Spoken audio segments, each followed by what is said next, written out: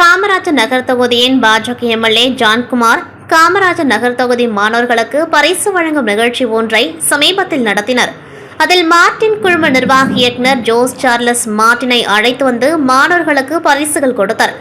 அந்த விழாவில் பேசிய ஜான்குமார் மகன் ரிச்சர்ட் எம்எல்ஏ, காமராஜர் நகர் தொகுதிக்கு எங்க அப்பாவை விட அதிகம் செய்ய இன்னொருவர் வரப்போகின்றார், அவர்தான் ஜோஸ் சார்லஸ் மார்டின் என கூறினார்.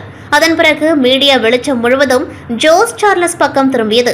ஃபெஞ்சல் புயலுக்கு பிறகு மார்டின் குழுமம் புதுச்சேரி, கடலூர், விழுப்புரம் மாவட்டங்களுக்கு ரூபாய் 5 கோடிக்கு நிவாரண உதவிப் பொருட்கள் வழங்கப் போவதாக அறிவித்தது.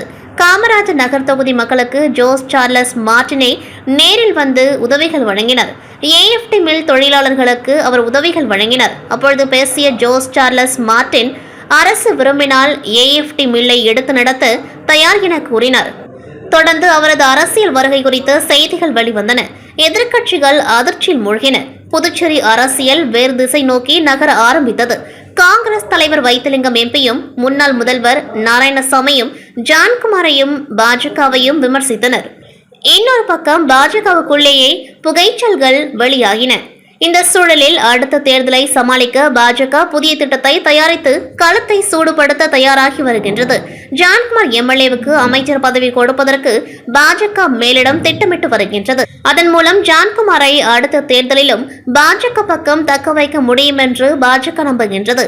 பாஜக மேலிட பார்வையாளர் சுரானா இதுகுறித்து ஜான்குமாரிடமும் கட்சி மேலிடத்திடமும் பேசிவிட்டதாக கூறப்படுகின்றது. இன்னும் ஒரு சில தினங்களில் ஜான்குமார் அமைச்சர் என்ற அறிவிப்பு வரக்கூடும்.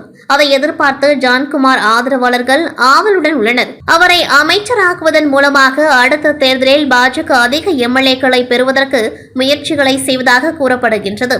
ஜான்குமார் எம்எல்ஏவின் மக்கள் சேவை காரணமாக பாஜக மேலிடம் அமைச்சர் பதவி கொடுக்க முன்வந்துள்ளது. விரைவில் ஜான்குமார் புதுவை அமைச்சராக பதவி ஏற்பார் என தெரிய வருகின்றது.